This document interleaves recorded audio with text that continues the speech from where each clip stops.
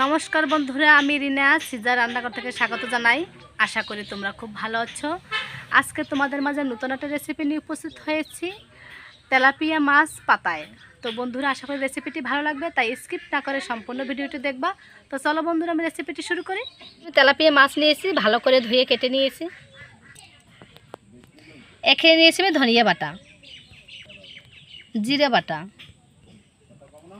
পেঁয়াজ বাটা, এখানে নিয়েছি শুকনো মরিচ বাটা, আর এখানে নিয়েছি রসুন বাটা, এখানে নিয়েছি সরিষা বাটা আর গরম মশলা বাটা। বন্ধুরা, আগে থেকে আমি কিন্তু শিলবাটায় বেটে নিয়েছি। তো মাছের মধ্যে আমি সব মশলাগুলো দিয়ে দেবো। পেঁয়াজ বাটা দিয়ে দিচ্ছি,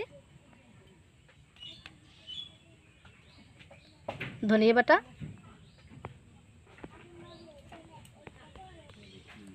জিরে বাটা, শুকনো মরিচ বাটা আর রসুন বাটা দিয়ে দেবো। ঝালটা একটু বেশি লাগে বন্ধুরা, পাতায় মাছে একটু ঝাল বেশি দিলে খেতে ভালো লাগে। লবণ, হলুদ, তেল দিয়ে দেবো।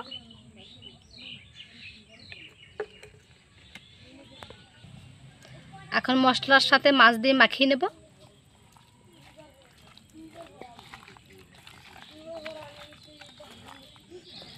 এইভাবে পাতায় মাছ দিলে কিন্তু দারুণ লাগে খেতে বন্ধুরা, অসাধারণ। একবার হলো তোমরা ট্রাই করো আর কমেন্ট করে আমাকে জানিও কেমন হয়েছে।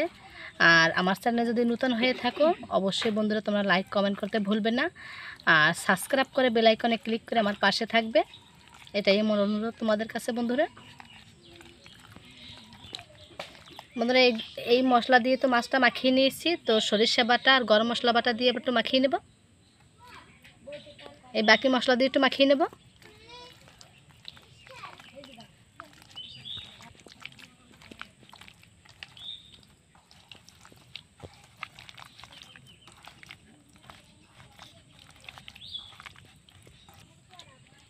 বন্ধুরা, মশলার সাথে মাছ দিতে ভালো করে, তো এখন কলা পাতায় করে আমি চুলায় বসিয়ে দেব। কলা পাতায় মাছগুলো দিয়ে দেব।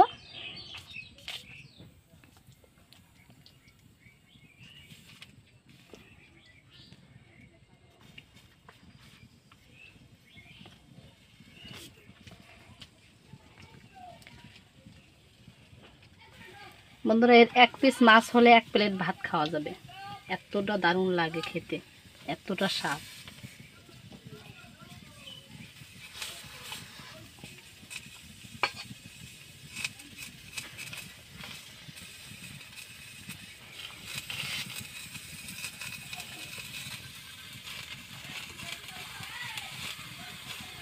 আর একটা কলার পাতা দিয়ে আমি ঢেকে দেব এইভাবে। তো 15 থেকে 20 মিনিটের মতো আমি এইভাবে অল্প আছে জাল করে নেব।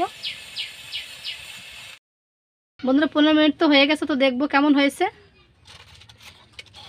এই দেখো কত সুন্দর হয়েছে, গন্ধটা যা বেরোইছে না। তো উঠিয়ে নিয়ে আমি প্লেটে, তারপর তোমাদের আবার দেখাবো। দেখো বন্ধুরা, আমার রেডি হয়ে গেছে পাতায় মাছ। অসাধারণ হয়েছে দেখতে, আর গন্ধটা যে বেরোইছে না, মনে হচ্ছে এখনই সবগুলো খেয়ে নিই।